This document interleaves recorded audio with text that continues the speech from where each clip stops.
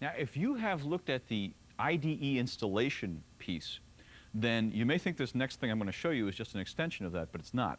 I mean, in the IDE installation piece, I talked about putting in a CD-ROM, I talked about putting in a zip drive, I talked about putting in a hard drive. We're going to put another drive in now that kind of falls in that category as well. It's another mass storage device, but it's a DVD. And if it looks like a CD-ROM, well, you know, they pretty much look the same because DVDs and CD-ROMs look the same. The difference about a DVD, as you may know, is that first of all, it's a disk that stores a lot more data. CD-ROMs are 650 megabytes on the outside, and DVDs can store something like 8 or 10 times that amount, depending on what kind you get. So the first nice thing about DVD is that where a software vendor who used to have to hand out 3 or 4 or 5 CDs for their software can now put it on just one DVD disc, which is the size of an old CD. That's pretty impressive. The other benefit of DVD, though, and this is where things get a little ugly, is that DVD allows us to put big, high-resolution, full-screen video and sound, an hour plus of it, on a single disc. And that's something you really can't do with CD. With CD, you can put an hour of video on it as long as you don't mind your video being about this big. So there's two things that we need here. One is we've got to stick the drive on there, but the other thing is we have to put a decoder board on. And that's what I've got to show you. The two pieces are we're going to put the drive on, and we're going to put the decoder board on as well. Let's see how that works. Now we start out with a virgin system, unsuspecting of the fact that it's going to have DVD added to it. And again, I've kept it out of the box so it's easier for you to see. Again, here's our motherboard. Here's my display card. The display card's got the connector that goes out to the monitor. Here's our primary IDE connector, and the primary IDE connector is hooked up to our hard drive. So this is our nice, simple system. This is before we've done anything to it.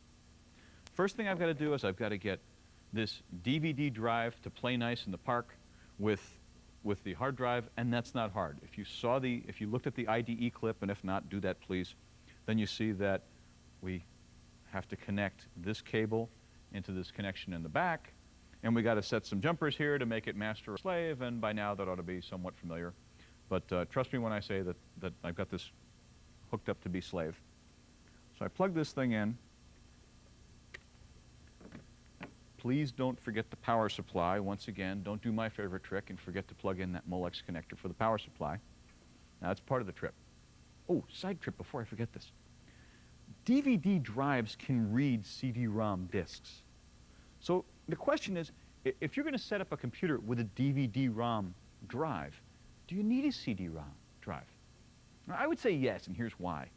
CD-ROMs, typically the minimum speed you can buy a CD-ROM nowadays, I think, is about 32x or 40x. That refers to the speed at which that data is read off the disk. So that's important. I mean, you want a good, fast CD-ROM for installing software, for running games, things like that. In contrast, the fastest DVD I've ever come across is only 6x. And the vast majority of the DVDs you'd buy are only 2x or 4x. So, could a DVD do the job of the CD-ROM? Yeah, it could, but you might not like it. I know that I've got a system that only has a DVD, and some of my software installation off CD-ROM is extremely slow. So think seriously about, if you're going to put DVD on, put CD-ROM on as well. Anyway, so we're going to put this decoder board in, and it's a straightforward PCI card. There are, if I recall correctly, nothing in the way of jumpers or dip switches on this thing. No, nothing really to configure the times I've put these in. And so I just pop this into a slot. I give it a little push, and it goes into the slot. But now things get a little weird, because I told you in the board configuration identification section that these little D-shell connectors with the 15 pins in them are VGA, but now we have not one of them, but 3 of them. What's going on? What's going on is the DVD decoder now works with the VGA to pump out your images. So, you get this little loop-back cable with your DVD. The way you work the loop-back cable is that this connector, which is where the monitor used to be, you disconnect. Then, you plug the loop-back cable in where that was, and at least on every DVD decoder I've installed, it may be different for others, check the manual. You then plug the other half of it into the top connector of the DVD decoder, and then you now plug your monitor into the remaining connector, which is the bottom connector on the DVD decoder. Now this can be a little confusing because people think, well, what if I'm not running DVD software? Can I no longer see things? Don't worry. Everything that comes out of the VGA gets piped directly through to this. So even if you never play a single DVD disc, your VGA monitor will work as it normally should. So once you've got this thing installed, what else do you have to do? Typically you'll need some sort of software support. Windows 98 and Windows 2000 support DVDs. Windows 95 does not unless you have a driver for it. That's the first step. The second step, once again, is that if you've got a DVD drive and you want to play DVD movies, you will need something to decode that video. And again, there's two ways to do it. You've seen one way, which is a hardware decoder. But there are a number of computers out there where they'll sell you the DVD, well, they'll give you the DVD, but they don't give you the decoder. It's just like this, DVD drive, regular video. Can you look at DVD movies then? You sure can, but you need a soft DVD decoder. I use one from a company called Zorvan. In any case, so installing DVD, get the drive in, potentially get the decoder in. If you don't get the decoder in, you need a soft decoder.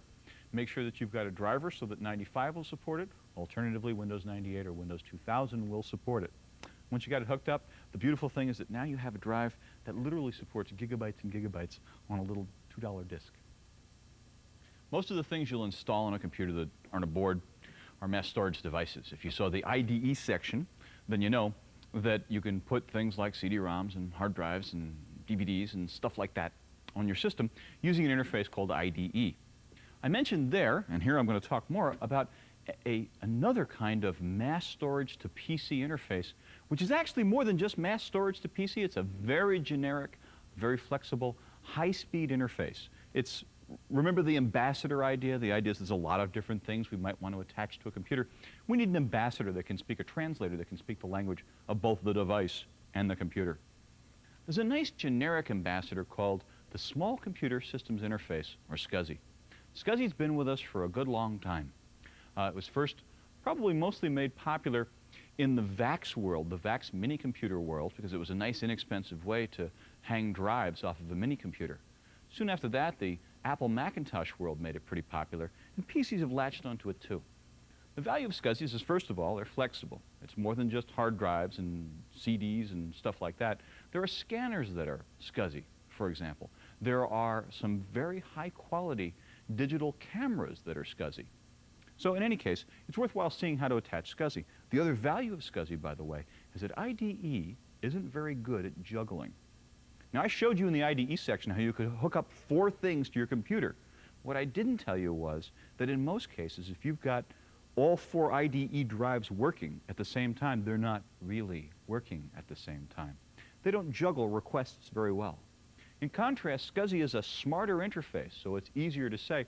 You can actually say, in theory, you can say things like, I've got a hard drive on SCuzzy, I've got a tape drive on SCuzzy, and I can tell the hard drive, shoot some data out to the tape drive and let me know when you're done. In other words, the CPU doesn't have to do any work. It just says to its 2 assistants, hey, hard drive guy, shoot the data over to the tape. Tape, listen, let me know when you're done. With IDE, it wouldn't work that way. If we had an IDE hard drive and an IDE tape, the CPU would have to say, okay, IDE, tell me the data. Reads the data. Then it would say, okay, tape, get ready, here's some data. Data goes down on the tape. But the CPU is working very hard. With SCuzzy, it's possible for the CPU to push some of that stuff off. That's why SCuzzy is great in high-end systems, in particular in servers, which may have many hard drives, may have scanners running, may have tape drives running, etc. So let's see how to put SCuzzy into a system. Just as with IDE, and as a matter of fact, with any peripheral you add to a computer, there's 3 components. You need the interface, you need a cable, and you need a device. Now, in the case of IDE, IDE was built right onto the motherboard. You won't find SCuzzy built into too many motherboards in the PC world. You will in the Mac world, you won't see in the PC world.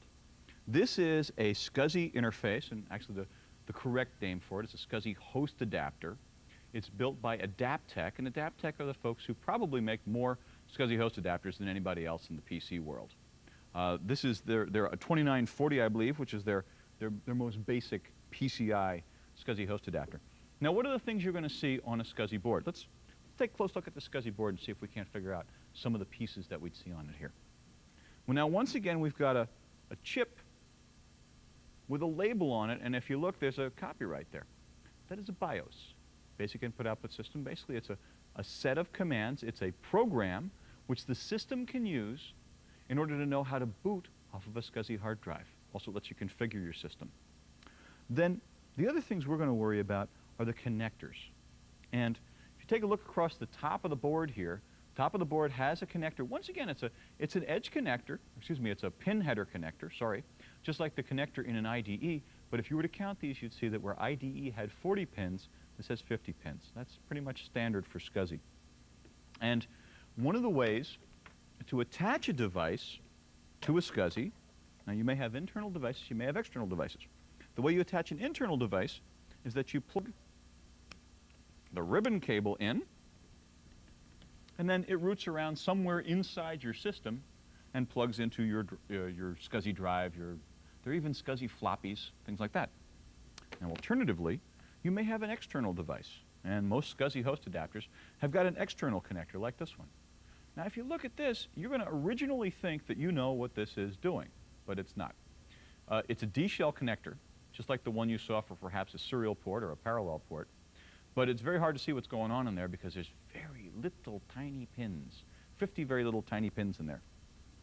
Now, I am going to, for my example, I'm going to install an external device. And this external device is an iOmega Jazz drive. iOmega Jazz drives they're pretty cool for backup. I like them. They take small cartridges that hold up to 2 gigabytes of data. They are like little removable hard drives, and what's really cool is you can even, if you have a machine where you've got to do a lot of different things on it, maybe you're running Windows one day, NT the next, OS2 the next, Linux the day after that, what you can do is you pop one of these guys on, and you configure this to be the C drive. You get the cartridge, which is about $100 or maybe a little cheaper, I'm not sure, and you pop it in, and it becomes a replaceable C drive. You could have one cartridge with NT on it, a different cartridge with Linux on it. Then you change your operating system just by shutting your computer down and swapping the cartridges around. Very nice, convenient system. In any case, how are we going to connect this to this? We're going to need a cable, which is where the bad news comes in. Because you see, in the SCSI world, you have your choice of cables. Or actually, you don't have your choice of cables. You have a nightmare of cables. See, over the years, different kinds of cables have become popular. Some have become popular, come and gone, but unfortunately, most of them have stuck around, and they're always the cables that you don't have when you need. Probably the most common kind of SCSI connector.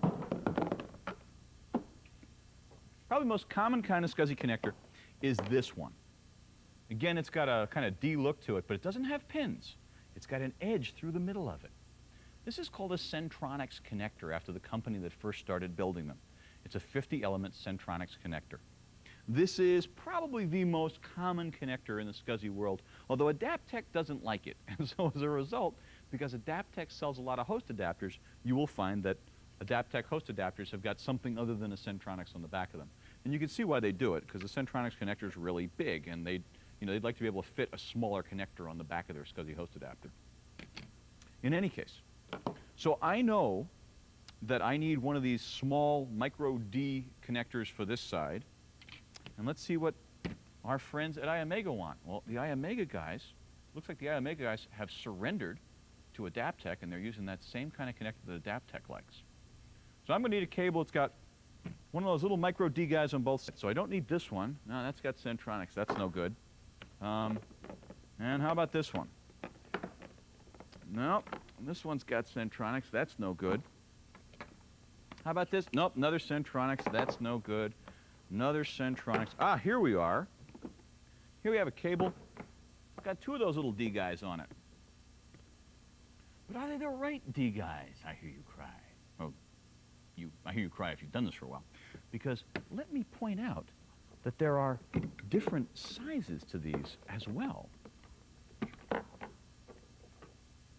Notice, if you notice too here, that there's wider and skinnier ones. Sometimes one is known as the wide or ultra-wide connection. One is known as the normal connection. Additionally, you will see both male and female versions of this. There's a lot of different options when it comes to SCSY cables. As you can see, you'll see Centronics, you will see those micro D connectors, except you will see them in 50 pin and in 68 pin, and there's wider ones as well. I strongly recommend that if you're going to buy something that's SCSY, buy the cable from the same guy that you bought the device from, because he or she will have the same thing. He or she will have something that connects to what it is that you're buying. Alternatively, I know on the web there are a number of nice places that sell just cables, and if you go there, they can help you out and find whatever cable combination it is that you need. Anyway, we're going to hook this guy up. I'm hooking up my Jazz drive, and once again, to make it a little easier for you to see, I've kept the motherboard out. So I'm going to plug SCSY host adapter, plug our Adaptec SCSY host adapter in there, and then cable goes on that way. And of course we need power. Always need power for our external Jazz drive.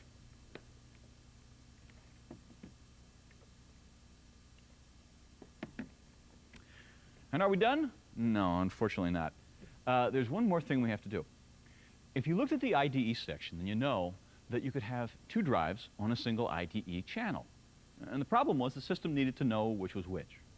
In the IDE world, you separate the one drive from the other by designating one drive as a slave and designating the other one as a master. Now, in the SCSY world, we don't do this because SCSY does a better job at this, as a matter of fact. On a typical SCSY host adapter, you can stick 7 devices or 32 devices on one of the wider systems. But you take your basic generic SCSY host adapter, and it will support 7 devices in addition to itself. That's the nice thing about SCSY. One board you can daisy chain 7 devices onto. And if you've got a wide SCSY adapter, it'll support up to 32 devices off of that chain. So some very cool stuff that you can do here. But that means that I've got to designate what's going on with this particular board. Okay, sorry, this particular device. Let me pull these cables off so it's easier for you to see what's going on. Let me slide that hard drive over here for a moment. Slide that hard drive, sorry, that system over here. You see, every single device in the SCSY world gets what's called a target ID, SCSY target ID, between 0 and 7. Actually, you can't use 7 because the host adapter itself gets the ID 7. But there are different ways. In this one, you see that I have set this thing to 6. Now, why am I doing this? Well, you can't have 2 devices on the same SCSY chain. You cannot have 2 devices on the same SCSY chain with the same SCSY ID. So I'd have to make sure if there were other things on this SCSY chain that I wasn't interfering with those devices. Now, how do I set this? Let's come back here and take a close look, and I'll show you how you go about setting the SCSY target ID on this. Now, this is a sort of a spinning wheel arrangement whereby you press one button and it makes it go up, press another button, oops, makes it go down. Well, now where should I set these numbers to? Well, clearly if there's only one device on the chain, you could set it to anything you like. There's a little trick about the SCSY numbers. Because remember, if you've got more than one device on a chain, there's a possibility that 2 devices are going to try to use the SCSY bus at the same time. But only one device can use the SCSY bus at a time. What's the value of the numbers? Well, the higher your number, the more important you are.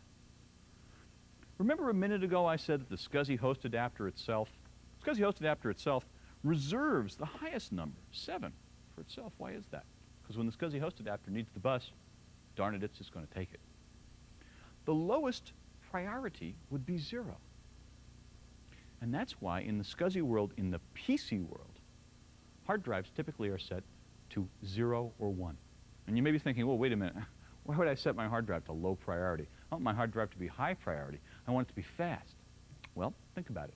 Suppose you've got a SCSY chain where you've got a couple of hard drives and a tape drive. What's faster? Clearly the hard drive is faster than the tape. If the tape and the hard drive are always duking it out, you see, because the hard drive's faster, if you give it higher priority, not only does it always win, but it asks to win more often. It puts in its requests to steal the SCSY bus far more often than the tape drive can. Which means, first of all, it's saying, I want the SCSY bus, I want the SCSY bus, I want the SCSY bus, way more often than the tape drive is. And on top of that, if you give it a higher priority, when it's going, I want, and the tape drive's going, I want, the tape drive always loses. Which means you're trying to do a backup from your hard drive to your tape drive, and all of a sudden you're going to get device not ready errors off of your tape drive.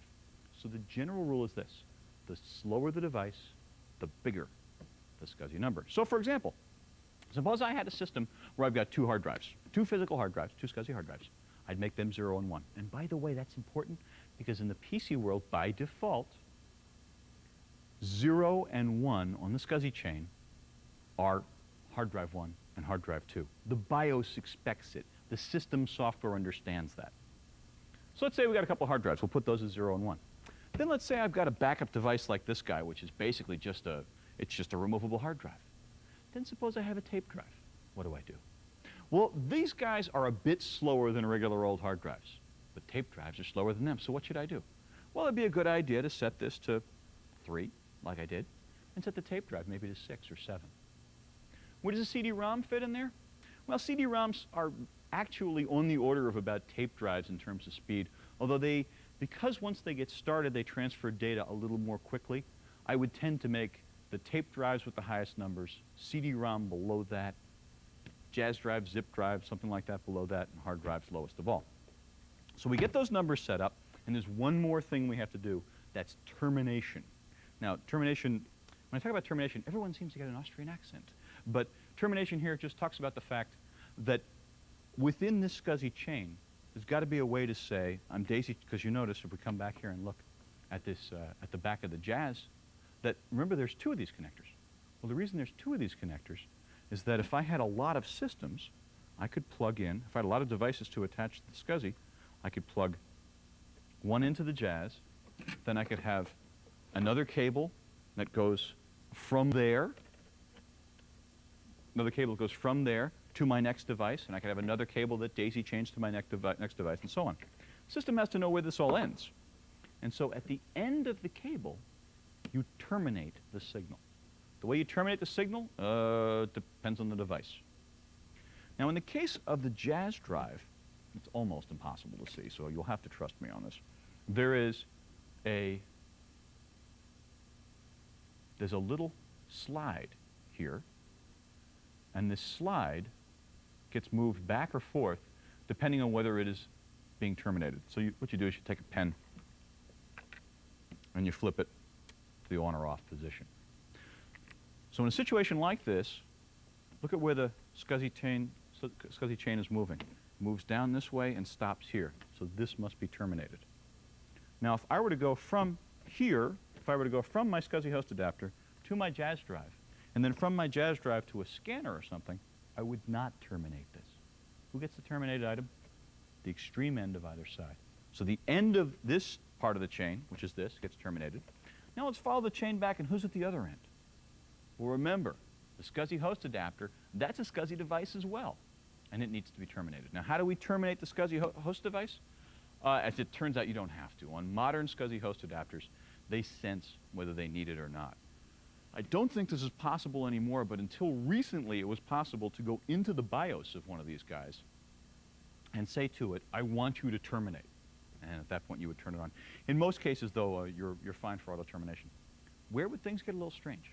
Well, things might get a little strange if you had connected the jazz drive as an external device, and then inside your computer, what if you had maybe an internal SCSY hard drive that was connected with the ribbon cable, which connects to a hard drive? I don't have any SCSY hard drives, so we'll make believe my IDE is a SCSY hard drive. Well, now let's follow this SCSY chain. What do we got? Device, host adapter, device. Now where does the termination go? This gets terminated because it's the extreme end on one side, and this gets terminated because it's the extreme end on this side. And again, how would you terminate this drive? It depends. Usually with scuzzy drives, though, in my experience, there is a jumper that you set, or sometimes there's one of those little clickers now and then. In this case, would you terminate the host adapter? Absolutely not, because the host adapter is in the middle of the whole mess.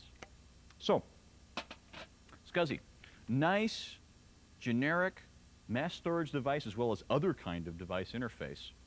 The way that you get to it, the way that you connect to it, come out, you. There we go. The way you get to it is you need a scuzzy host adapter in your system, because most systems don't have scuzzy support right on their motherboards. I use an Adaptec, but there are other good ones as well. You need a myriad of kinds of cables to connect to external devices. When you connect to the external device, you have to be concerned about its target ID. Make sure it's got a target ID that's not the same as anybody else in the system. That's true for internal devices and external devices.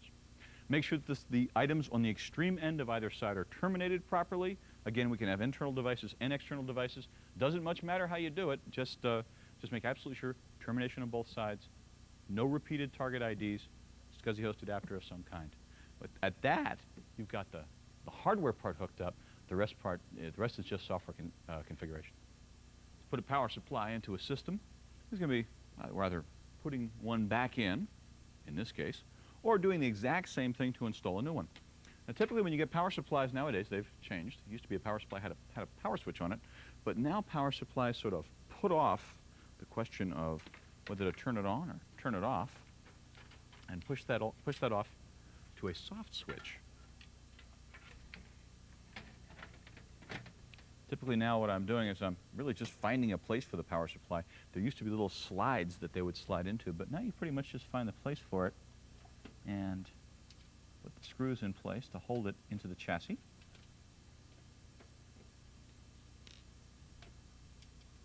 I'm just going to put those in very loosely now so that they're in place and I can focus on connecting the cables.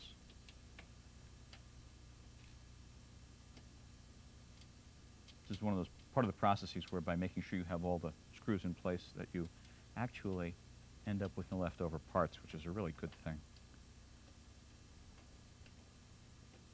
Okay, once we've got that in, there's a few power connectors that we're going to put in place. We have lots and lots of the power connectors, which again are the drive power connectors. I don't worry too much about those. But the big one, I put the big one back in the motherboard. And it plugs in right about there.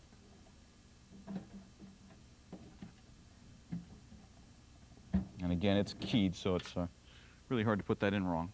Although I suppose a truly clever individual could do that. Put that in place, and there's usually a connector to the front power switch or to a fan. In this case, this fan up front helps to keep everything nice and cool, and it's got a power connector of its own that needs feeding, and that's what this little guy is going to do for us. There we go. And there's never enough Molex connectors, friends. Just never enough of them. That's pretty much what's involved with putting a new power supply in, besides connecting the power to the floppy drives or to the hard drives. But before I leave the topic of power supplies, let's talk a little bit about power protection. You probably know that the juice that comes in off the wall has some serious problems, and if you don't, I'm here to tell you that electrical power in the United States is, well, it's getting worse before it gets better. We keep drawing more and more and more power, but we don't build any more power plants because, well, heavens, I don't want one in my backyard. How about you? So the quality of power is dropping in the U.S., and that means it's really important that you keep the power that goes into your PC nice and clean. Now, this is the tool that most folks use in order to try to bring clean power to their PC, and this is probably one of the major culprits in destroying PC power-wise. Surge protectors, evil, bad, don't use surge protectors. Here's what's going on there. See, a surge protector has a cheap 25-cent device in it called an MOV, metal oxide varistor, in it, and the MOV is good at protecting you against a lot of little surges or one big surge. But once it's had its quota of bad zaps that it's protected your system on, it kind of protects your system by throwing itself on the grenade, so to speak. And once it has died from all those zaps, well, it doesn't come out and say, hey, I'm dead, I'm not protecting you anymore. Instead, it just kind of lies down and lets the surges run right through. And that's really the problem. Some of these surge protectors have lights on them. The lights don't really tell you anything. There's no way to be sure that you're actually getting power protection. What's a better way, I hear you cry? Well, a minimum that I would buy would be a thing called a power conditioner. This is a power conditioner. It's a device, you see the trip light calls them line stabilizers or conditioners. And its job is, you're going to notice when you pick these up that they're heavy. If it's not heavy, it's not a power conditioner. Power conditioners have big monster transformers in them, and the job of the transformer basically is to just smooth out all the juice. So in any case, power conditioners, good things to have. Another good thing to worry about, power conditioners help you if you've got under voltage or over voltage, or if you've got surges and spikes. Power conditioners don't help you if there's no power at all. If the power goes out because of whatever reason, you obviously need some kind of battery backup. There are a number of devices out there that offer some kind of battery backup, and it's a good idea to invest in something. It's not unusual at all when electrical grids are overloaded to see the power go whack, whack, on, off very quickly, just enough to make all the alarm clocks blink noon. You can protect yourself against that with a very simple $100 SPS, standby power supply. The SPS's job is to take power out of the battery and give it to your PC when the power goes out. SPS is switching or standby power supply. The thing about the SPS, though, is that it has to respond quickly enough. The best power protection of all, the one that does everything, is called a UPS, an uninterruptible power supply. Now, the minimum I've ever spent for a UPS is $900. They're expensive. There are a lot of people who call their SPSs UPSs, but they're lying. The value of an honest-to-God uninterruptible power supply is that it takes the power off the power line, off the wall, breaks it down from alternating current into direct current, and then rebuilds the power back up into a perfect, pure power line. If you've got one of those water filters on your tap, well, it's a water filter for your PC. Think seriously about an uninterruptible power supply if you have a server or some other system that absolutely cannot have any kind of noise in its line. So your two options are either an uninterruptible power supply or a standby power supply, but standby power supplies only help you when the power's out. Line conditioners, they help you the rest of the time. So your two options are UPS or an SPS in combination with a line conditioner.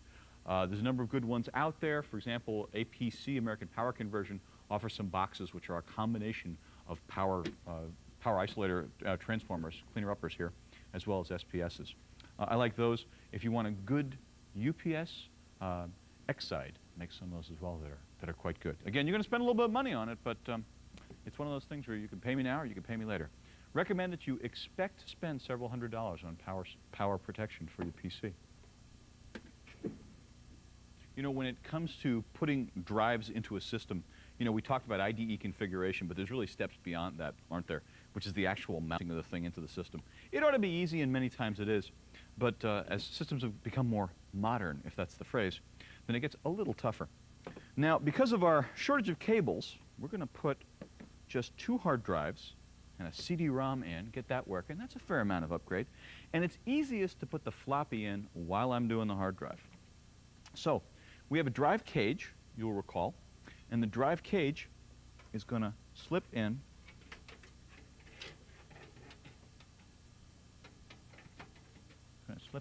like this. Sure it is, Mark. There we are. Like that, and it snaps. Now, typically, there's just enough room in there for 3 drives. So there's going to be room for a floppy, and there's going to be room for 2 of the hard drives. The tricky part comes when you're trying to figure out where exactly to place these things in the cradle. Typically, when you're laying the drives out in the cradle, you're going to find, I stuck the screws in there so I wouldn't lose them, you're going to find that you put the floppy in wherever the hole in the front of the computer wants it to be, and it's the bottom on this particular computer, and then you put the hard drives on top of that. I have to say I'm not totally happy with this configuration, because this configuration is going to force me, if I want 2 hard drives and a floppy, to stack the 2 hard drives right on top of each other without any real ventilation space. I have to say this troubles me a bit, but having looked at the case of this computer, there's really no other place to bolt this, to bolt this thing.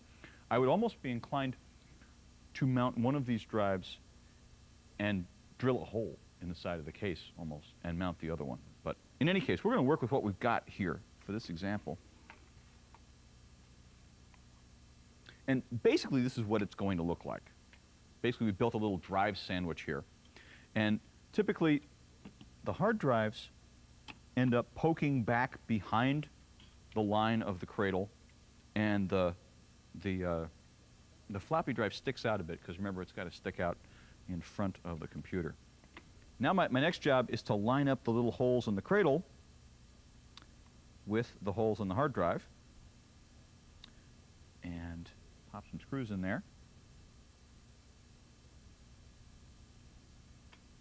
Again, we'd like to see one on either side. Very important. Even if you've only got a couple of them, put one on either side.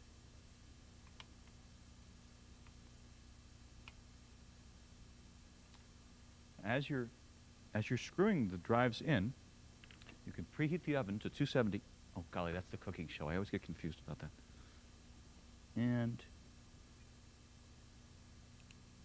that ought to go in nicely there. No, it won't. Faked myself out. The floppies have got different screws.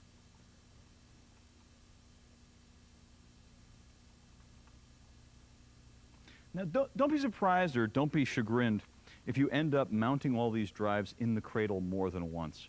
I know I've never gotten it right the first time. But you want to see one on either side for stability, as I've said a couple times already. And then you'll just slide the cradle in, and then I'll do a test on the front of the computer to see whether or not everything is going to fit together nicely.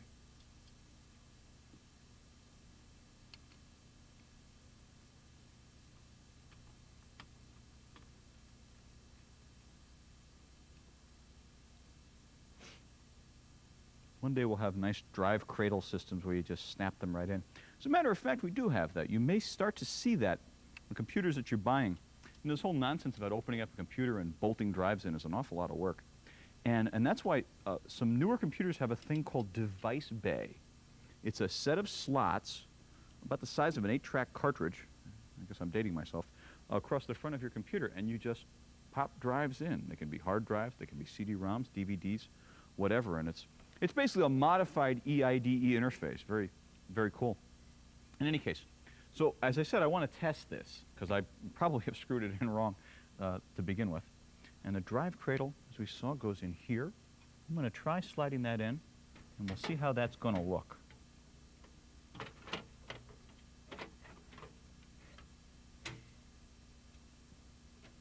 If I stand it up like that, stand the computer up like that, that's looking pretty good so far, but let's get the front of the computer. After you goofed it up a few times, you learn to try this before you commit yourself too terribly to any course of action.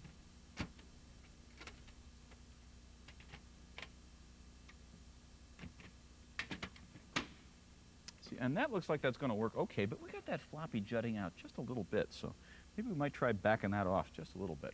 But the hard drives looks like we're good. We've got plenty of space for the hard drives.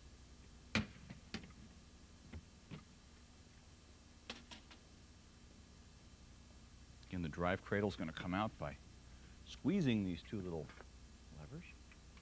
And now those drives come out nicely for us.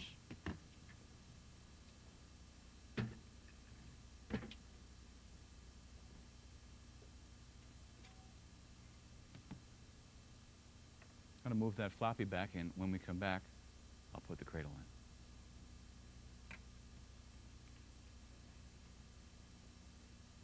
Okay, I've moved that floppy the way I wanted it, and let's stay on the shot here, because I want to show you that another thing I discovered while we were out was that I originally had these set up to both be masters, as you recall from the IDE configuration section, but I was foiled by the cable length. Haha, I forgot to check the cable length. There's just not enough cable to make one of these guys the master and make the CD-ROM, which is far away, into the slave. So we've had a change of plan. This machine here, we've got a master here and a slave here, and if you see how the jumpers don't line up, because one's going to be master and one's going to be slave. Anyway, so this ought to slide in very nicely now. It ought to anyway. If it doesn't, we'll just go to another break. Ah, look at that simplicity itself, friends. And the next thing that we're going to worry about is getting the cable on there. And as we've seen, remember that on an IDE configuration, unless you're doing cable select, doesn't matter which connector you use. But there is a nice little bump on this to help me make sure that I put this in the right order.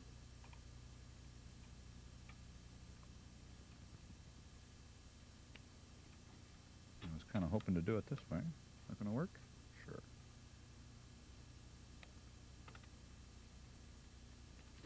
Now, again, not all of you may have these drive cradles. You may just have the cases where you just simply bolt drive into the side of the case. If that's the case, your installation, if that's the case, no pun intended, then there's no real difference. It's just maybe a little less fussing.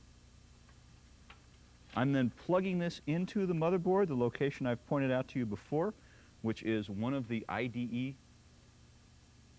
channels that are sitting on the motherboard.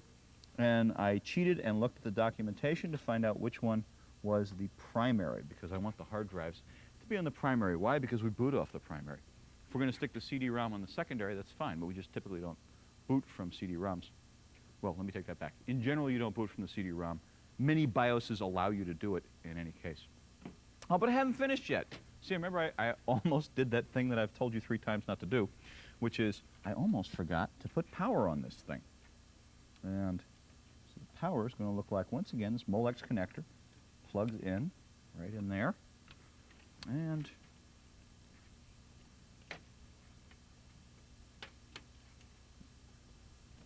another power connector over here.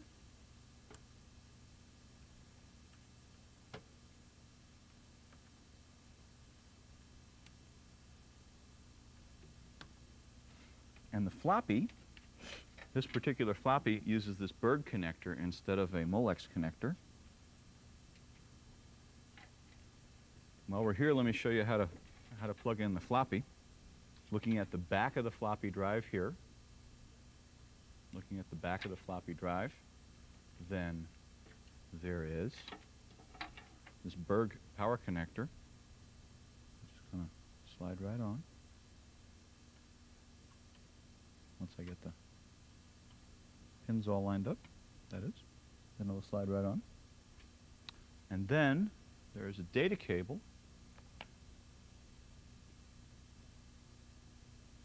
Now you're going to notice that a floppy cable is going to work a little bit differently. Floppy cable is going to look just a bit different from a hard drive cable.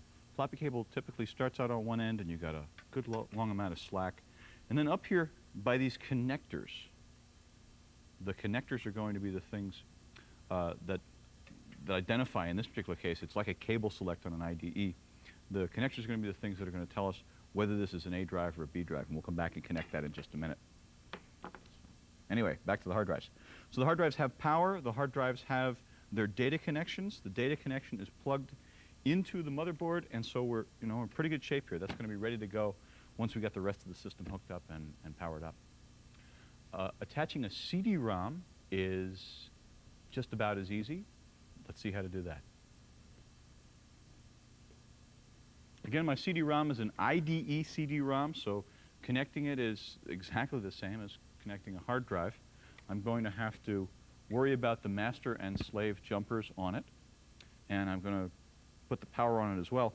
Now, I was going to make this a slave, but as you recall, I was forced, because of cable length, to put it on a connection by itself, in which case I'm going to move it. I'm going to change it from being a slave, which is what I would have preferred, and what I'll fix it to once I get a longer cable, back over to master.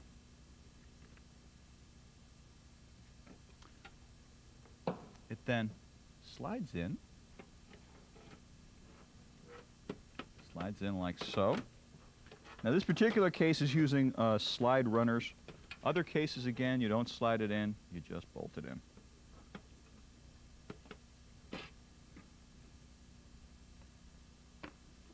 And of course, if you put it in upside down, that just never works.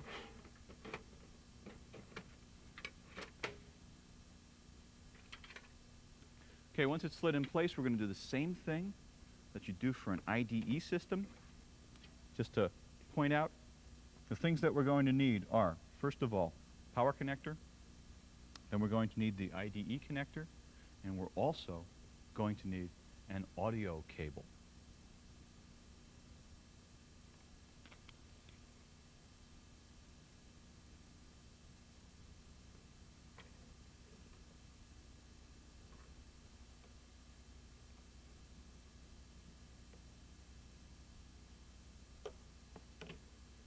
I really should point something else out before I do this.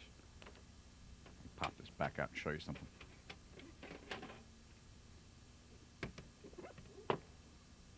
This particular IDE cable doesn't have any bumps on it. Doesn't have any bumps on it, so there's nothing that keeps me from turning it this way or this way.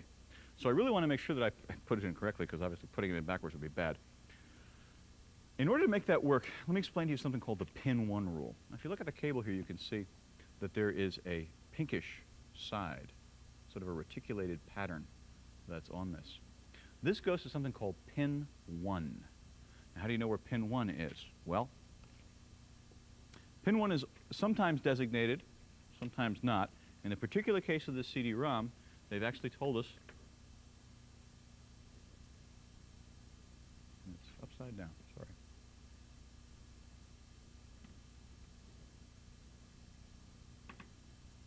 In the case of the cd-rom, they're showing us that pins 1 and 2 are over here, and then pins 39 and 40 are over on this side. So I am going to put the red line over on the side, over by pin 1.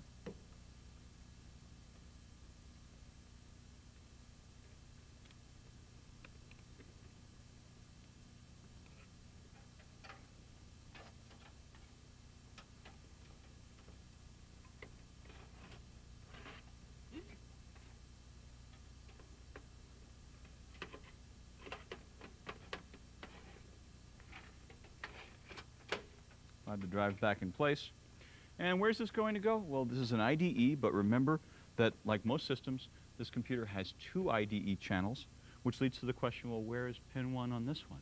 But I'm noticing that the cable I've already got in place has a key, and it's hard to see, you'll have to trust me, that this is the side that's got the red line. So I'm going to take this other cable, and I'm going to plug its red line in on the same side as the primary IDE. So at that point, we've got the IDE in place. The only thing that's necessary, that's the only thing left at this point, is I've got to put the power in. And at that point, we've got most of the pieces done, but there's one thing left that we need to do, and that's to put a audio cable in for the cd-rom. We will do that, but I want to do that when I put the sound card in. That's really all there is to putting an IDE system, or actually EIDE system in. Whether we're talking about drives or talking about cd-roms, you put the cable in place, make sure the master slave is set properly, make sure you got pin 1 done correctly, either by looking for pin 1 on the board or on the drive, and don't forget the power. Let's put a floppy drive in now. I have already bolted the floppy drive into the drive cradle when I was putting the other drives in. But let's see the other things that we have to do in order to get this thing to work properly. For one thing, we're going to have to cable it. We're going to need a data cable. This is a 34-wire cable. And you'll notice that it's got the red line on one side. And it's got a connector for the motherboard. And then we go way over here. We got a couple of other connectors. And then we have a twist in the cable. There's a twist right there in the cable. And then another connector. The purpose of the twist is to differentiate the A drive from the B drive. The A drive always gets the twist. So I want to plug this thing into my A drive. But again, got the red line up here. Does it go this way or does it go this way? Well, in order to find out, I got to find out where pin 1 is. Now, if I look down along the edge connector there, I can see right there, see where the 2 is? The 2 is actually easier to see than the 1 is. And I can see that it's down rather than up on this floppy. So I'm going to come around and plug that in.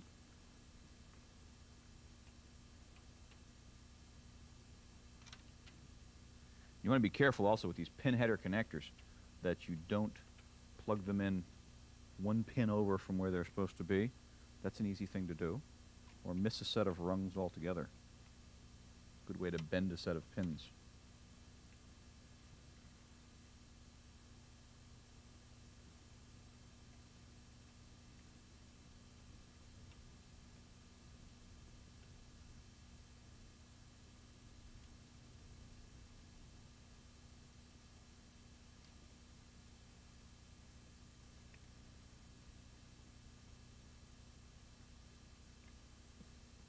Then we come over to the floppy connector, which is sitting on the other side of the motherboard. Not situated very well, unfortunately. It's down here behind the processor.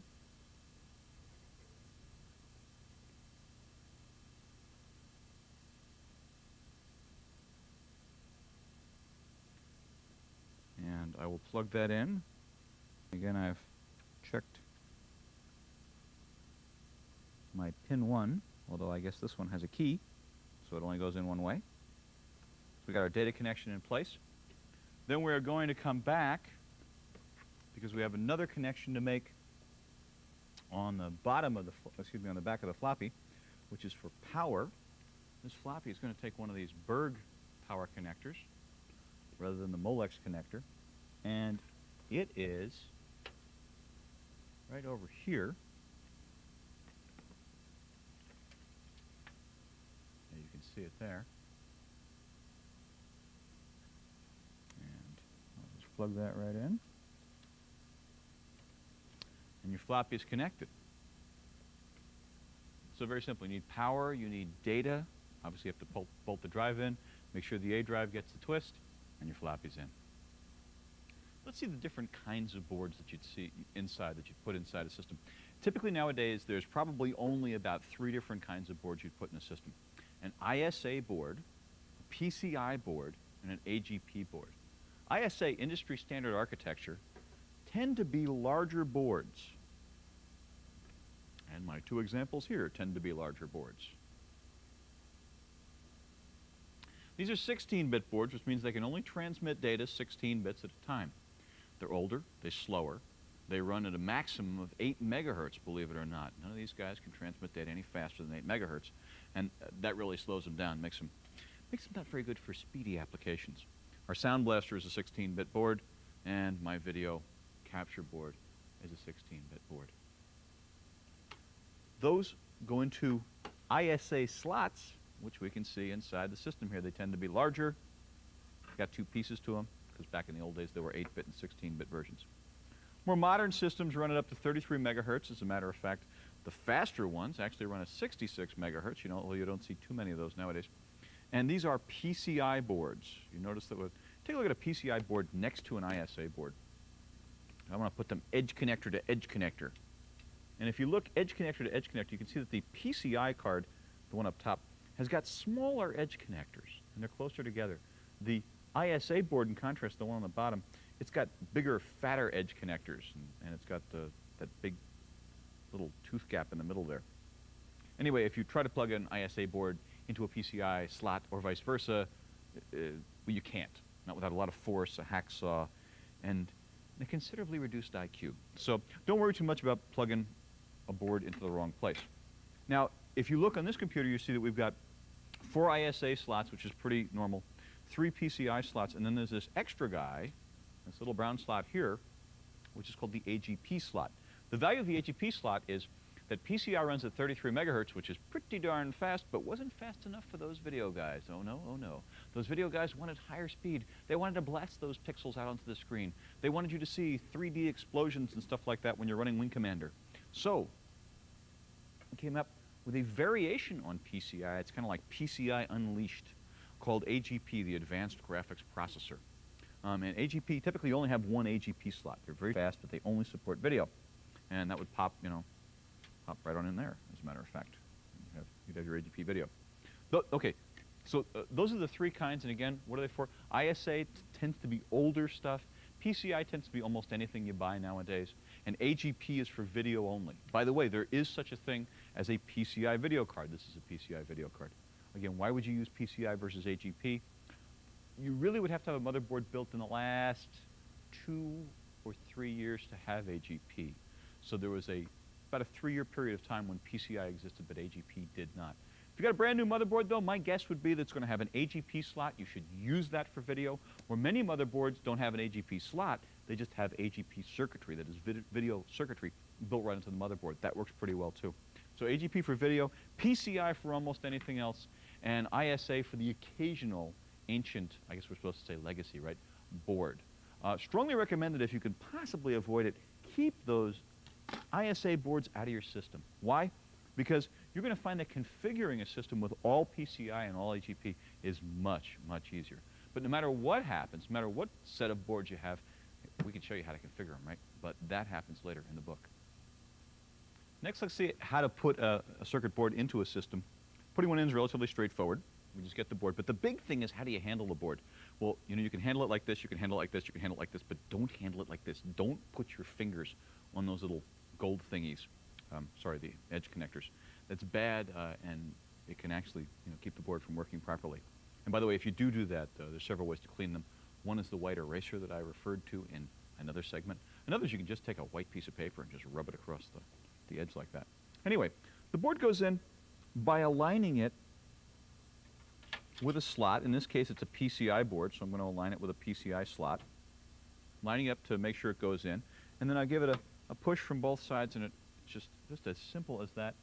Screw goes in place. Very important to put the screws in. Sometimes I'll see people have just kind of slapped their computer together, and they haven't screwed the boards in because they do so much messing around inside the computer that they don't actually screw the boards in. And that's a bad thing. It's a bad thing because on many boards you need this for proper grounding. So as I say, give it a nice, you know, not so tight that someone would think that you were trying to weld the screw into the case. Just give it a nice snug fit, and the board's in. Putting a sound card in is very much like putting in other boards, but there's a few extra kinks, so let's take a second or two and see what you've got to do to insert a sound card. First of all, the sound card has got, well, the usual stuff on it. You're going to find a lot of connectors on sound cards, though, and that's because various kinds of sound cards add various options. For example, some of the connectors you see on this sound card allow you to add a MIDI board. MIDI board would be used by professional musicians. Another thing you want to notice is you've got a connector for a joystick as well as your connections for your line input, the microphone, etc. And as I said in an earlier segment, it's a good idea to write down what they are now. But not only that, we've also got a strange little cable that we're going to have to put in place, and this cable will directly connect us to the CD-ROM. The reason for that is if you want to play audio CDs, it doesn't go through your computer. If you play audio CDs through your computer speakers, what's happening is we have a bypass cable, and this bypass cable runs the audio signal straight out of the CD-ROM into the sound card and from there into the speakers. And this is a ISA sound card, so it's pretty straightforward. We just plug this right in. You know, sometimes people ask the question, does it matter which slot I put a card into? And the answer is, in general, with ISAs, no. With PCIs, however, it may be, only because if you have a computer that's already configured, if you move the PCI cards around from slot to slot, the plug-and-play software may get a little confused and probably won't crash or anything on you, but you'll notice a few messages when you boot up that might be a little scary. I've got this card in, and this audio cable, and by the way, where do you get this from? Ooh, that's the hard part. Well, you see, particular sound cards use particular kinds of connectors, and particular CD-ROMs use particular kinds of connectors, so you need a particular cable that works for a particular CD-ROM sound card combination. These are simple bird connectors, and one goes on the sound card. The sound card has a connector that says CD in. I'm going to plug into that side. And you can't see it, but trust me, on the back of the CD, there is another connector that says audio.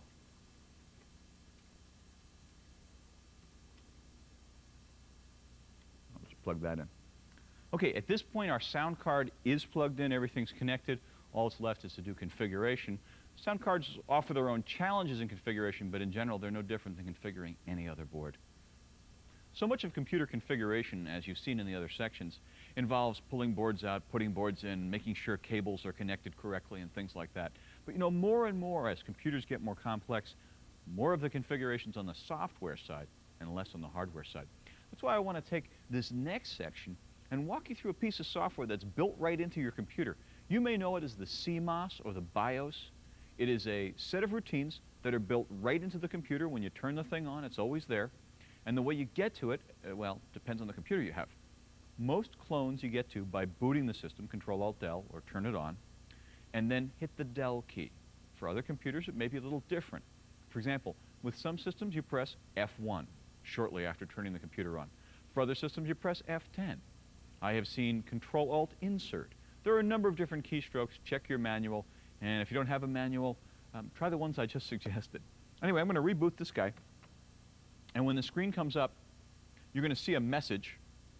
We look over on the screen when it boots for us. We're going to see a message that says hit Del if you want to run setup. It wasn't fast enough. Computer configuration can sometimes be a combination of knowledge of computers and video game skills. I think I hit Del fast enough. Okay. Now we're looking here at a setup routine. This is the AMI BIOS.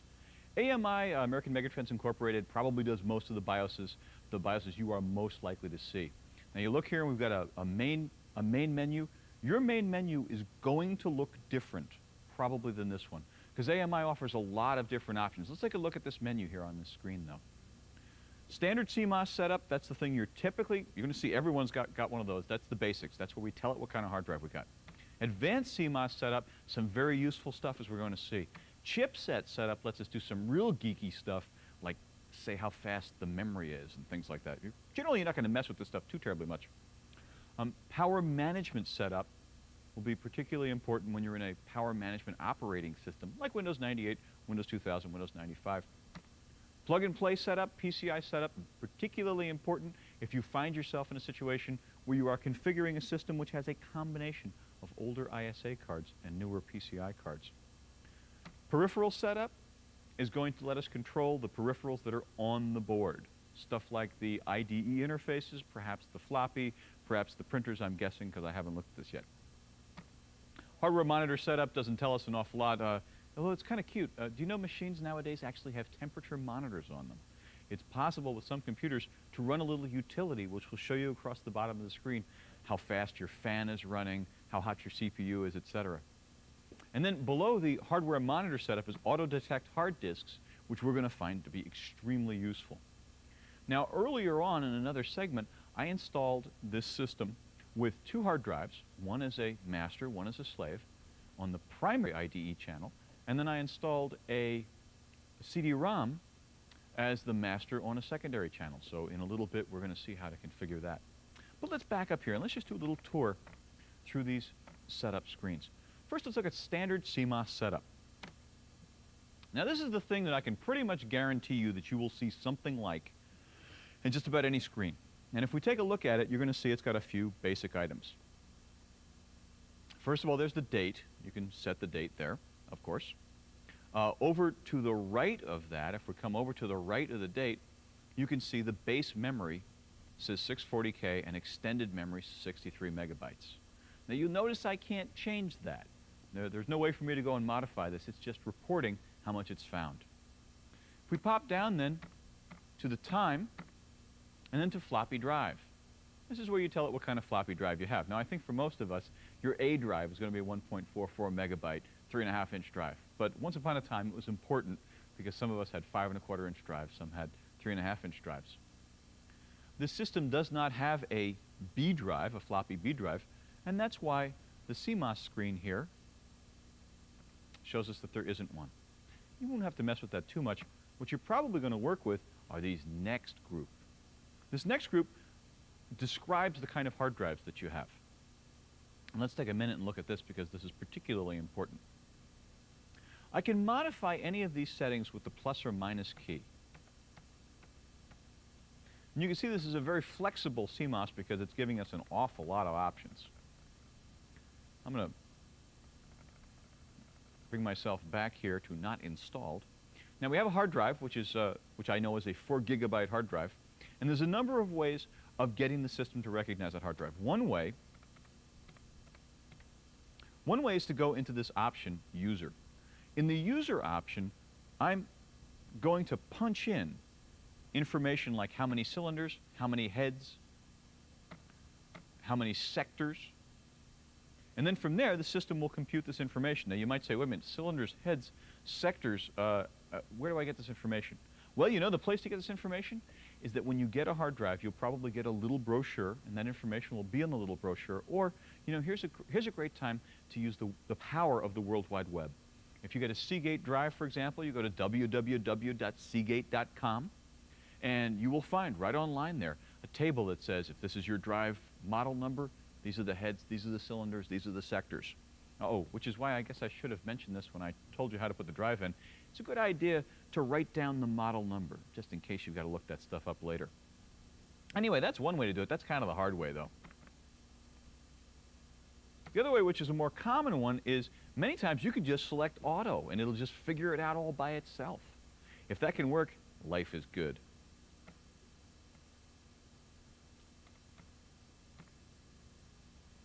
Notice that it says under primary slave, not installed. Well, maybe it's smart enough to figure out auto. Let's give that a try.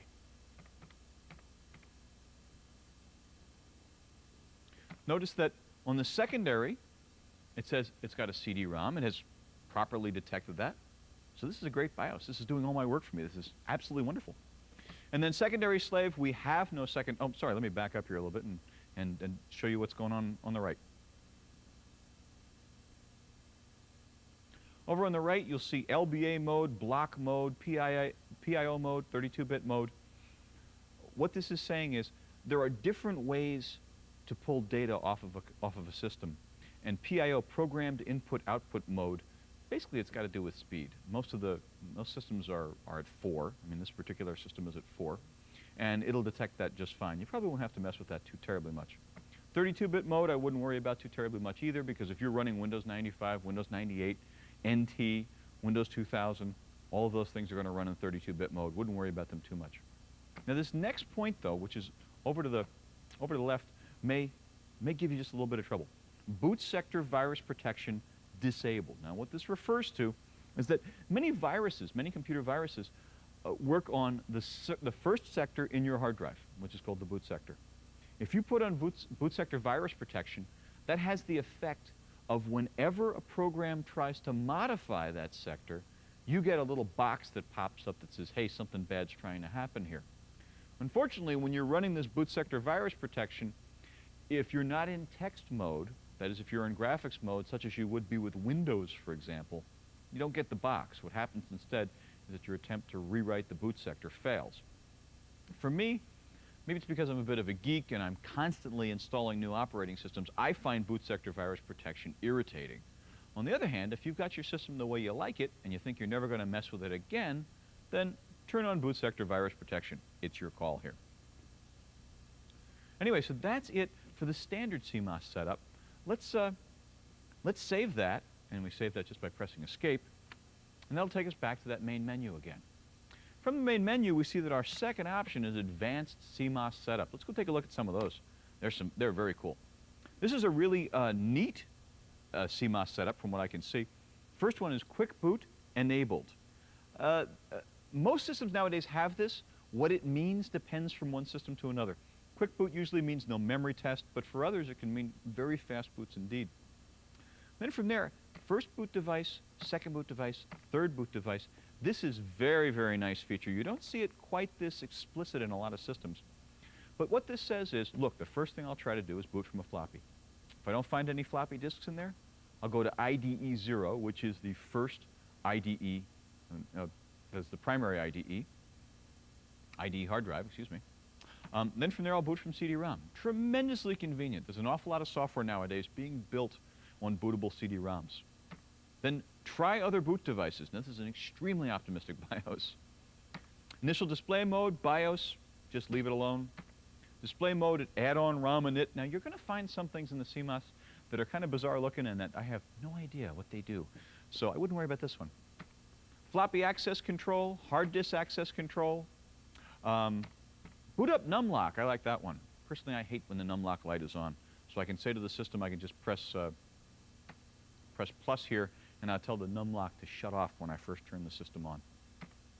Floppy drive swap would allow me to say that I want my A to act like B and my B to act like A, and I'm going to disable that. Floppy drive seek is going to be enabled for virtually every system. Now and then it makes sense to disable it, but I promise you, you'll never have to worry about it. PS2 mouse support enabled. That was that mouse connector that we saw on the back of the system. Primary display absent, don't worry about. Password check, this is where you can build in a password into your CMOS. I don't like these, they scare me a little bit because it's possible to lose the password and then you can't get to your computer at all. Boot to OS2 greater than 64 megabytes. OS2, an operating system that I don't want to say was popular, but it certainly existed in the early 90s, had a problem where if you had memory more than 16 megabytes, I don't know why this says 64, if you had more than 16 megabytes on a motherboard with an OS2 system, it could get into some trouble, and in some cases it would actually crash. The reason is there's some games that motherboard makers had to play in order to stick more than 16 megabytes of memory onto a 386 motherboard.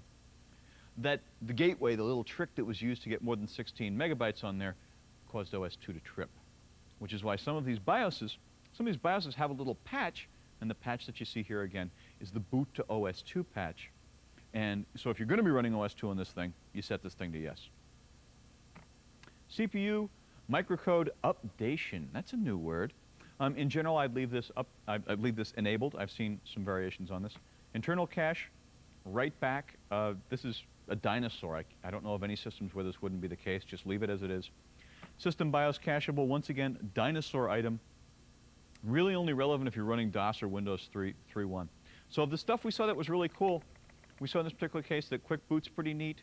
Being able to control the boot device. You know, a lot of people like to have their system boot first from their hard drive rather than their floppy because they feel that it lowers the probability of getting a boot virus, you know, because you get boot viruses off of floppies.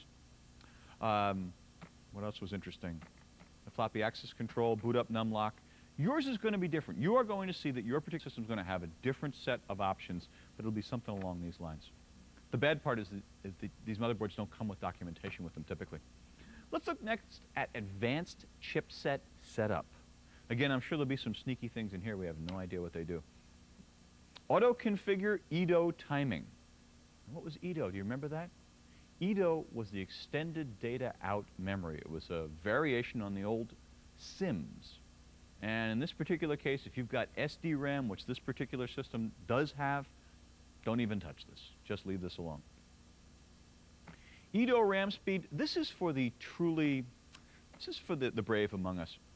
It's possible with this configuration to say, I believe that my memory is a little bit faster than the vendor says it is.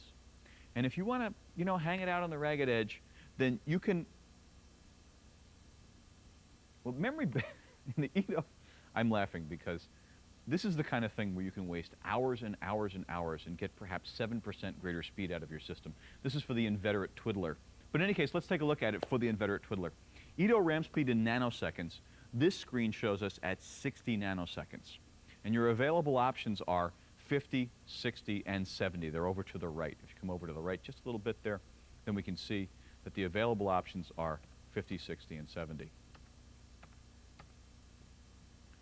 Now, in some cases, if a vendor has already put some memory in and it is slower, and by the way, big numbers are slower. 70 nanosecond memory is slower than 50 nanosecond memory. If you've yanked out all your 70 nanosecond memory and you've plopped in 50 nanosecond memory, hey, go for it. But don't do what some people do where they just say, well, let's set the numbers small and see if it works. SD-RAM timing, SD-RAM RAS to CAS delay, CAS latency, CAS pre-charge, RAS pre-charge time. This has to do with the way that memory works, the way that SD-RAM works. SD-RAM, like other RAM, is not linear. That is to say, we don't store the bits one after the other. We store them in an array. And the way you access a particular bit is by getting its column and its row. The fastest way to access memory is to grab one bit in a column and then sequentially grab the other bits in that column. It makes the system considerably faster. And whenever possible, certainly operating systems make use of that. This suggests, though, that your memory can be, that your SD-RAM is faster than the average bear. Once again, this is a thing that lets you twiddle your memory and say, oh, my memory's faster than all this. Now, why am I telling you not to do this? The reason I'm telling you not to do this is that if you tell your system that your memory is a lot faster than it actually is, and your system starts depending on your memory being faster than it is, you're going to be in a lot of trouble because you turn your computer on and it just plain won't boot. Now, there are typically keystrokes that you can do to get yourself out of this mess. What I'm saying is you turn your computer on, you won't see a copyright notice, you won't see press del, you won't see nothing if you have lied to it about the memory. The way to get yourself back is usually there's a keystroke, like you hold down Alt F1 while you turn the computer on or something like that. That's something that I would be sure to look into in my documentation. And what's that you say? You don't have documentation? Then please don't mess around with your memory speeds. Trust me, you'll be sorry. Now, this next one's important, and I spoke with you about this in another section, is DRAM integrity mode, non-ECC versus ECC. Again, if you spend that extra few bucks, it was $10 on a 64 megabyte SDRAM, $20 on a 128 megabyte SDRAM. That's all the difference between 64-bit SDRAMs and 72 bits. And the benefit here is that once you know you've got that 72-bit, you can pop over to your CMOS here and tell it that your DRAM integrity mode goes from, you got non-ECC, EC only, ECC. Now, the BIOSes that I've seen have two settings, no and auto. And I use auto. Auto says figure out if it's 72-bit, use it. In this particular case, these are 64-bit ECCs from the folks we rented it from, so I'm leaving it on non-ECC. Okay, buffers we can pretty much worry about. Memory hole, pretty much worry about. And I would say that the rest of this is pretty much ignorable. Absolutely.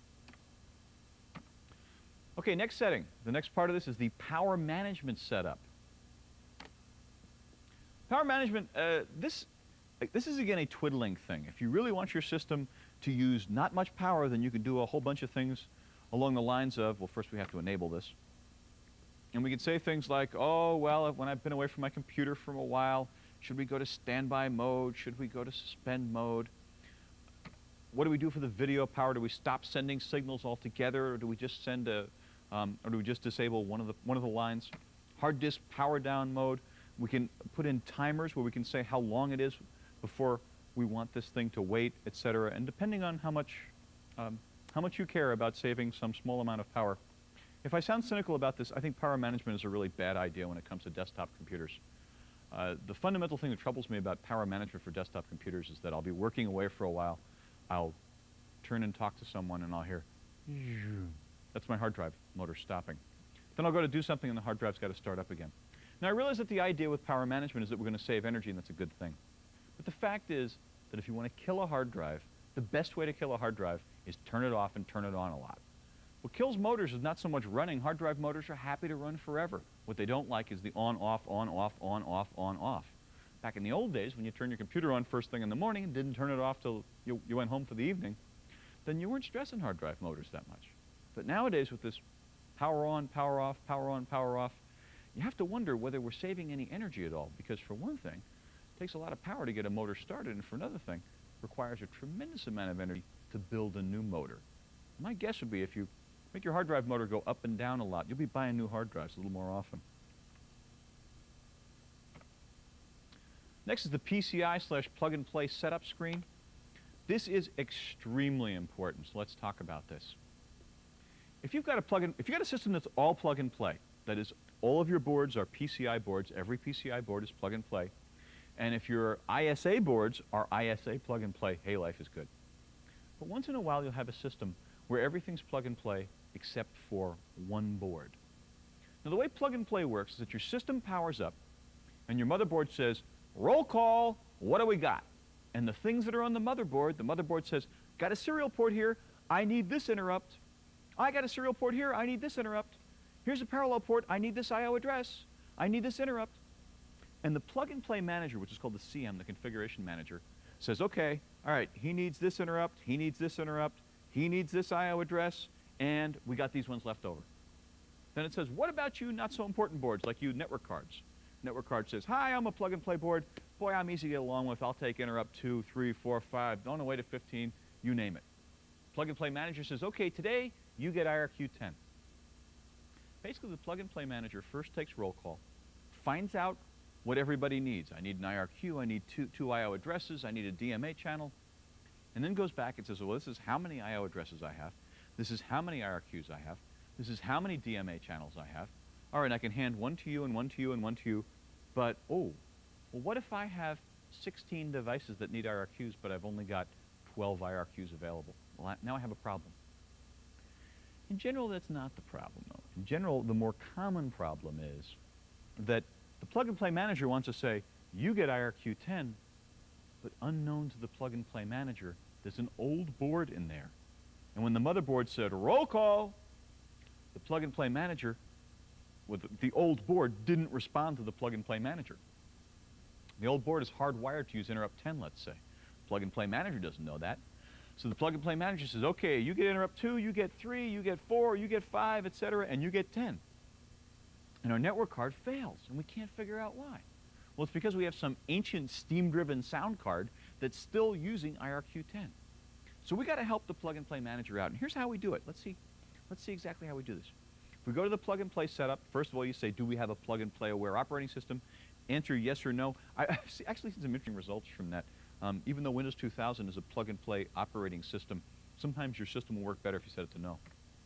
Clear NVRAM on every boot. What that says is this.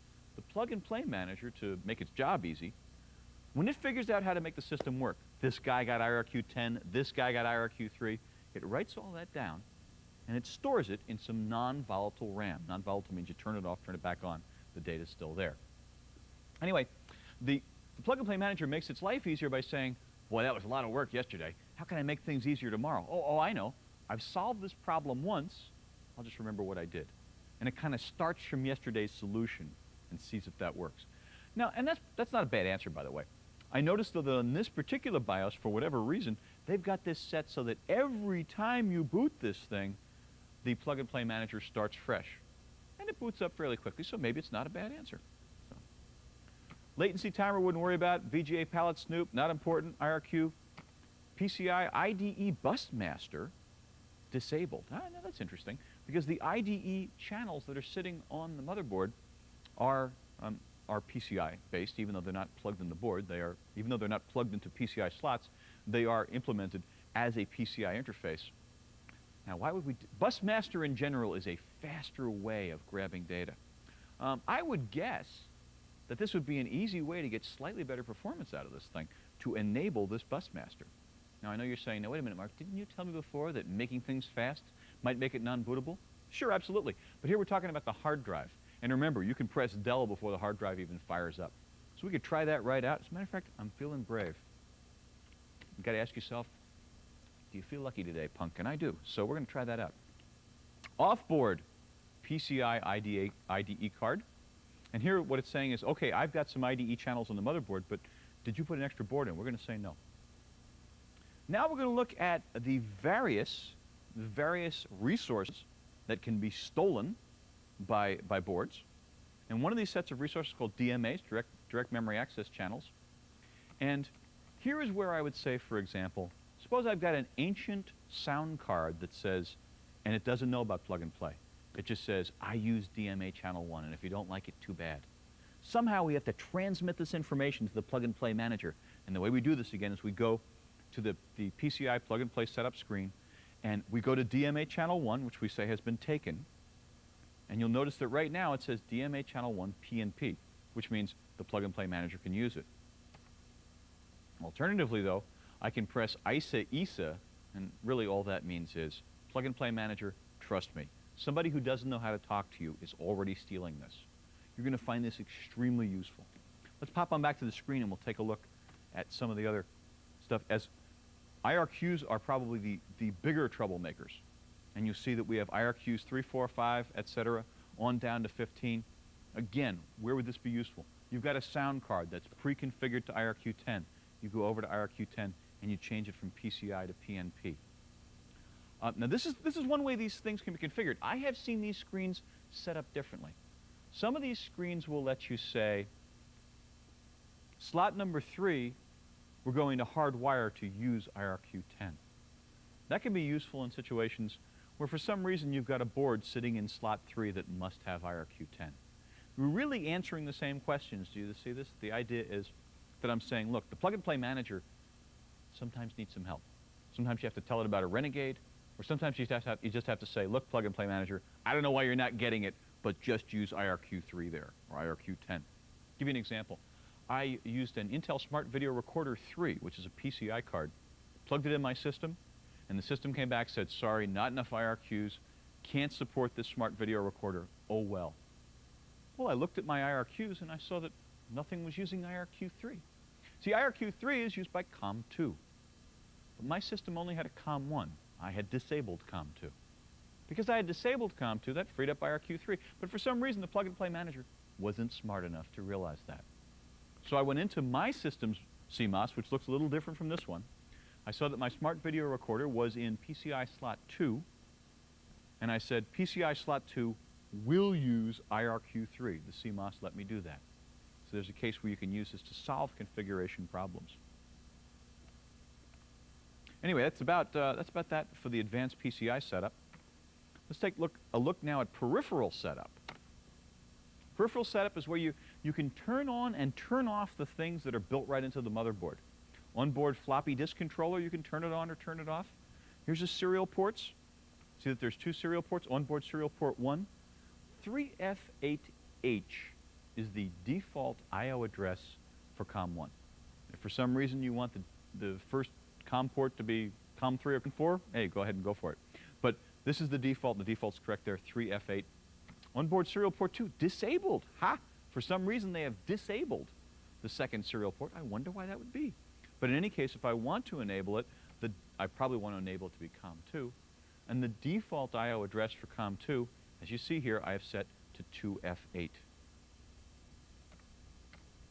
Onboard parallel port, it's going to have 378. That's the correct I/O address for it. You should use an IRQ of 7. That is normal. Parallel port mode, EPP, enhanced parallel port. Depending on what your application are, you may be able to set it to normal or bidirectional. What you're seeing here is that parallel ports at one point were output only. They could only send data out to the printer. Then they became bidirectional. Then they got smarter. They could not only be bidirectional, but they were bidirectional faster. And then the latest version is called ECP, which is an enhanced communications port, if I recall that correctly. In any case, ECP is great because it allows your printer to send information back to the computer like, we've run out of paper. I need you to change the toner cartridge. But you know, your computer's got to be smart enough to hear that. In my experience, ECP is, kind of useful, but not terribly, unless you get yourself something that runs off the parallel port, but is not a printer. What I'm thinking of here is a portable zip drive, for example. With a portable zip drive, you can plug this thing into a parallel port, and it will shoot data out the parallel port, again, for use in backup. Why would you do ECP? Because it's faster. The price you pay for ECP, though, is that ECP is going to require not only this I/O address, the I/O address that we saw here, which was set to 378, and not only an IRQ, but it's going to need a DMA channel as well. So if I flip this over to ECP, then you're going to see it uses I/O address 378, IRQ 7, DMA channel 3. Now, if you can afford a DMA channel, and I promise you that you can, and if you have either a zip drive or one of the newer, smarter laser printers, do think seriously about turning on ECP, again, provided you're using drivers that support it. Some Windows drivers do, some do not. Okay, and then the last item on this screen is onboard IDE. Onboard IDE, both. What this means is we're going to turn on both, because you remember we have 2 channels. We've got the primary and the secondary. And if you look back on that screen over here, if we look over to the right, you can see what your options are. It'll let you disable the thing altogether. You can support only the primary, only the secondary, or both. And in general, both is the answer that you want to give it. So, okay, and we got one more very neat feature. I told you I was going to have to worry about setting up my hard drives.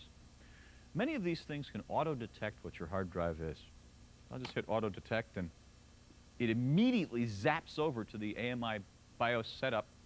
And good Lord, it did all my work for me. Look at that. It first of all said that it says the first drive, it figured out how many cylinders, heads, sectors. 8,912 cylinders, 15 heads, 63 sectors. And because the other drive is the same configuration, things worked out just fine. While we're on this, let me jump ahead, because there's one other thing I want to show you. The auto detect, the hard drive auto detect that came with this BIOS is different from the hard drive auto detect I have seen on many other BIOSes. On many other BIOSes, it'll say, I'm about to detect the primary, remember this, first primary, first secondary, second secondary, or sorry, master slave. Primary master, primary slave, secondary master, secondary slave. And it'll say, I'm about to detect primary master. And if it can't find it, it'll come back and say, can you help me? And what it's saying is, there are different ways of reading hard drives. One of the ways here is something called LBA mode, large block addressing mode. And that's referred to here on the screen. LBA mode on or off. This is your call. Now, this is going to sound a little confusing, but if you have a hard drive over 8 gigabytes in size, this is important. If you have a hard drive larger than 8 gigabytes in size, the chances are good that your BIOS may not be able to read it at all. So if you've got a computer that's 4 or 5 years old, you go out and buy yourself a 10 gigabyte drive because, you know, good Lord, they're so cheap nowadays. You get a fill up at most gas stations. You can pick up a 10 gig drive for $3, you know, that you go to plug that thing in, and you can play with this CMOS till the cows come home. You are not going to get more than 8.4 gigabytes out of it. However, there's a number of transitional BIOSes, stuff that's 1997, 1998, some of the 1999s, where they can figure out your big drive, but you need a little help. And one of the options they'll give you is, should I come up in LBA mode? Should I come up in block mode? And sometimes they'll offer you a third option. It's not PIO mode. There's another one, too, that you'll see. So here we see LBA mode on or off, block mode on or off. Why do I care? In this case, I don't. It's under 8 gigabytes, so it's giving me no trouble at all. I just turn it on, everything's fine. But if I had a 10 gig drive I was plugging in here, the chances are good it might come back and say, I can't figure it out. Help me. In that case, I would arrow over to what you just saw, and I would say, turn LBA mode on. Now try it. Oh, don't have it yet? Let's try LBA and block mode. Let's try block mode and not LBA. Sometimes by messing around with those different options, you can get the thing to recognize your drives. Here's a case where scuzzy wins, because scuzzy never has this problem. You just plug in a scuzzy and it's always able to find it. So that was a long sequence, but there's a tremendous amount of control you can see that you can get out of your computer, whether it's things essential, like getting it to recognize your hard drive, to things that are very, very convenient, like controlling the boot order, to things that remove the need for jumpers and dip switches, like turning on and turning off peripherals, and even a couple of little, you know, speed demon tweaks that you can do to make your system run a bit faster. All that stuff is in your BIOS.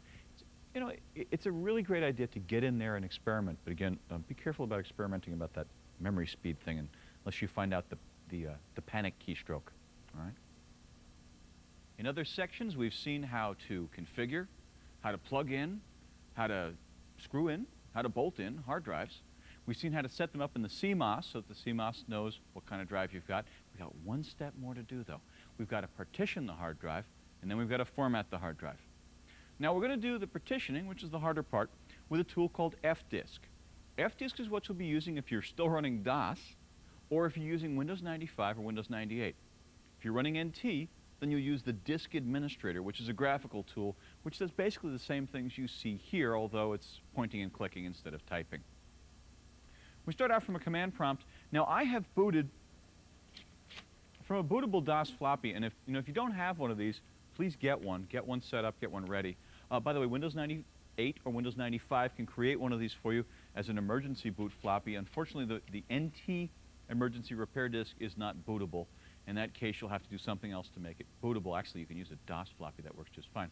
Strongly recommend that you use a Windows 98 or Windows 95 OSR2 generated boot floppy, because as you're going to see in a minute, it'll give you support for larger drive partitions. So anyway, we're going to start up here from your regular old boring A prompt, and I'm going to type fdisk.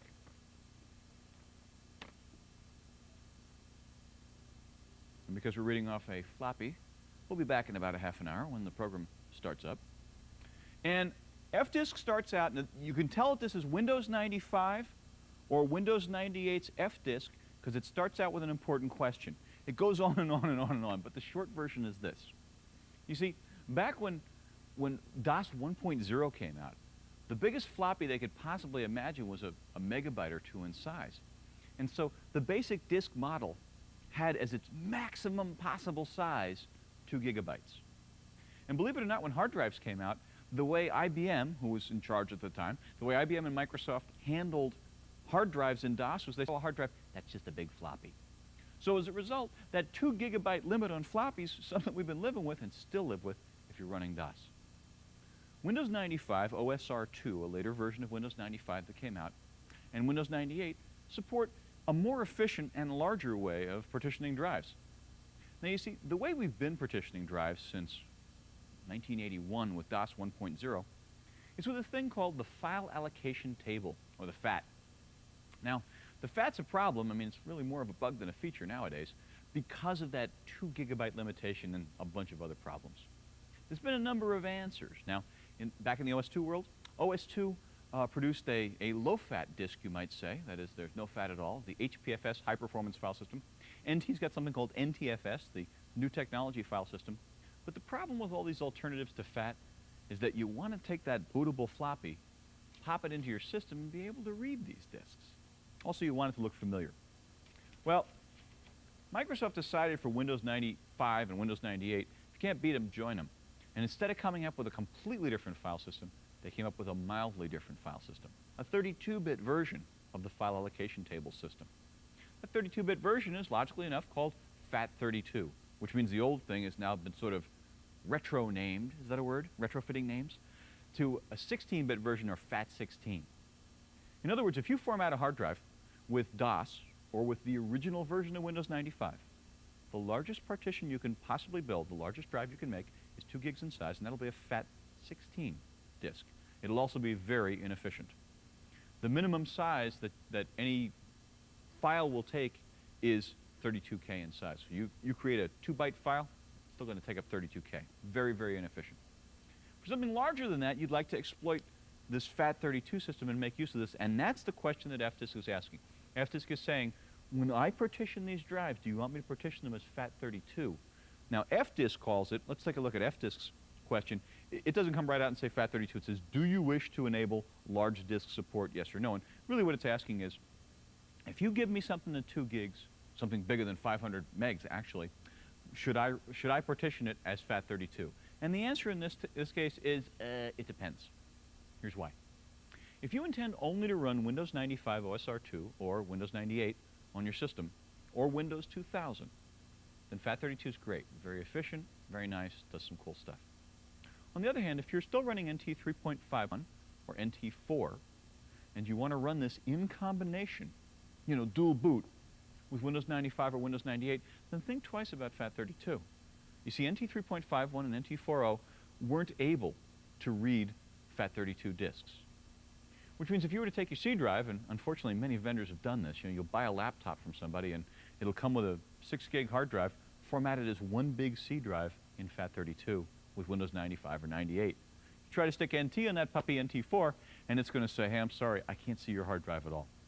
So, my advice to you is that if you're going to make a dual boot system, Windows 95, Windows 98, and NT 3.51 or NT4, keep your C drive 2 gigs or under and set it to FAT16, not FAT32. How would you do that?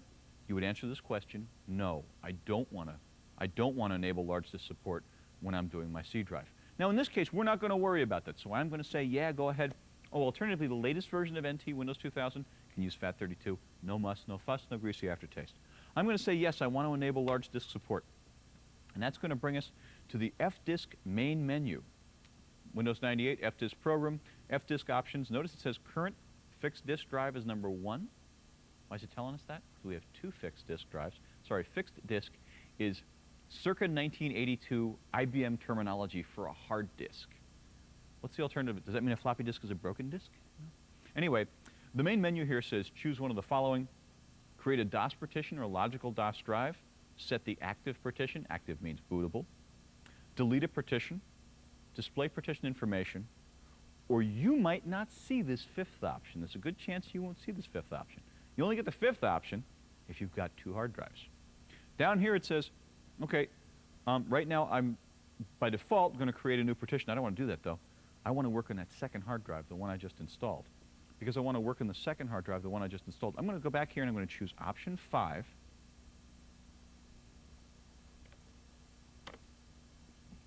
And now fdisk is going to say to me, ha, change current fixed disk drive. Well, we've got a disk 1 that's 4 gigabytes, and we're using 100% of it, so there's no point in partitioning it. Or and by the way, notice that's drive C, C colon. Once upon a time, you needed medical instruments to C colon, but now it's right there. And then disk number 2, your second physical drive, is 4.1 gigs, has 4.1 gigs free, and so that's the one I want to work on. So I'm going to type in, I'm going to come down a little ways here, and where it tells me enter fixed disk drive, 1 or 2, I'm going to put in 2, and enter. Now we come back to, fdisk at this point brings back the fdisk main menu, and I'm going to want to create a DOS partition. From there I get a submenu. fdisk loves menus. There are menus inside here. Anyway, your first option is create primary DOS partition, create extended DOS partition, or create logical DOS drives in the extended DOS partition. Let's take a minute and talk about this. Again, because of dumb historical reasons, in general, the first partition, let me rephrase that, that's not true. For the first hard drive on your system, the very first partition is going to be called a DOS partition. DOS partition just means it's bootable. You can put the operating system on it. The system knows how to start from it.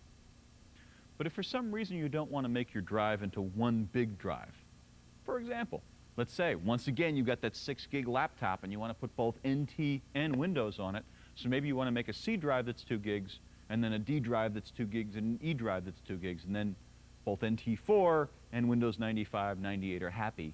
In a situation like that, then you'd want to take this one hard drive and chop it up into different logical drives. The way you do that is the very first logical drive is the primary DOS partition. Everything else, all the remaining space, gets put in an extended DOS partition, which you then chop up. So to create drives C, D, and E on a one-drive system, the first piece becomes the primary DOS partition, which is automatically C. Nothing you can do about that. The second 2 drives you want to create are all made as one extended DOS partition. And once you've created that extended DOS partition, you can then break it up into drives D and E. That's on a one-drive system. On a 2-drive system, the rules are a little different. On a 2-drive system, because the second drive will never be bootable, you don't have to create a primary DOS partition on the second drive. It's not necessary to do it. Instead, what you can do is you can either create a primary DOS partition if you like, or just make the whole thing an extended DOS partition. What's the difference? The difference is in drive lettering. If you create a primary DOS partition on your second hard drive, it must become D colon. On the other hand, if you create the second hard drive as extended DOS partitions, you have a little more flexibility in terms of drive letters. If you don't care, then it doesn't matter how you do it. But what I'm going to do here is, because this is my second drive, I'm going to make just everything as an extended DOS partition. We're going to make one big extended DOS partition. So I'm going to take option 2. And now it's going to say, oh, well, you want to do that? Well, I wonder how large this drive is. Why it has to look, I don't know, because the CMOS would tell it. But in any case, it goes through and it counts up, oh, look, I found a byte, I found a byte, I found a byte, I found a byte, until eventually it says we get to 100% complete. And it says total disk space is 4110 megabytes, which I seem to have heard before this evening. And maximum space available for partitioning is so on and so on and so on. How much of this do I want to allocate to the extended DOS partition? And here, this is if I give it the entire 4103 megabytes. Why might you not do that? Maybe you want to put a totally non-DOS operating system on your computer, like Linux. Maybe you want your hard drive to have both DOS and Linux on it.